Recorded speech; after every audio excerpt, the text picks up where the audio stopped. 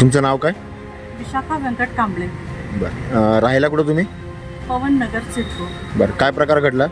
Actually आमचं जे घरगुती गॅस पाईपलाईन जी आहे नवीनची NPGL, तर त्याचं आमच्यासोबत फ्रॉड झालेला आहे. बरं, काय प्रकार घडला ते सांगा ना सविस्तर. ॲक्च्युली काय झालं माहिती आहे का, NPGL जी गॅस पाईपलाईन आहे तर त्यांच्याकडनं काही कंटिन्यू आपल्याला काही बिल वगैरे येत नाही आणि त्यामध्ये पण असं झालेलं आहे की 2-4 महिन्याच्या नंतर आलेले आहेत. तर मग आत्ता मला कालच्या दिवशी मेसेज आला व्हॉट्सॲपला की बाबा तुमचं बिल पेमेंट आहे, तर तुम्ही याला व्हॉट्सॲप नंबरला एक जो दिलेला आहे नंबर मी, तर त्याला तुम्ही कॉल करा. आणि कॉल केल्याच्या नंतर मग त्यांनी आम्हाला सांगितलं की बाबा हे जे तुम्हाला एक ॲप डाउनलोड करायचं आहे जेणेकरून तुम्हाला ते बिल पे करता येईल. बरं, त्यांनी ॲप म्हणजे तुम्हाला लिंक पाठवली का त्यांनी? हा, लिंक पाठवली सर.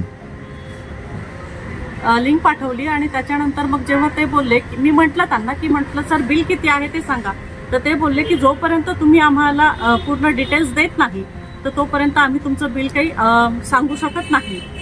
मग त्यांनी आमच्याकडनं आपलं म्हणजे मोबाईल डिटेल्स घेतले, मोबाईलचा नंबर घेतला आणि तुमचं कुठल्या बँकला अकाउंट आहे तर आणि कुठलं तुमचं लिंक आहे याला NPGL गॅसला, तो नंबर हे केला आणि जसं त्यांनी सांगितलं त्या प्रकारे आम्हाला हे करावं लागलं.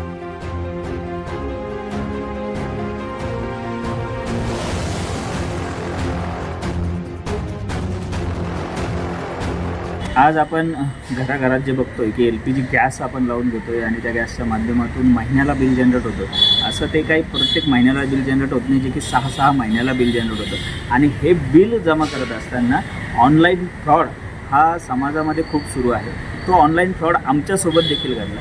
तो ऑनलाईन फ्रॉड, सायबर फ्रॉड कसा होता ते मी तुम्हाला सांगतो की हा फ्रॉड संबंधित जे कोणी फ्रॉड करणारे लोक आहेत त्यांच्याकडून व्हॉट्सअपला आपल्याला काही मेसेजेस येतात, काही लिंक येतात, काही फोन येतात आणि त्या माध्यमातून आपण जर त्यांचं ऐकत गेलो किंवा त्याला रिस्पॉन्स करत गेलो तर आपली असलेली बँकेची माहिती, आधार कार्डची माहिती, मोबाईलची माहिती हे सगळे त्यांच्याकडे जातो आणि त्याच्यातून आपला पूर्णपणे अधिकार म्हणजे मोबाईल जो आहे तो हॅक केला जातो.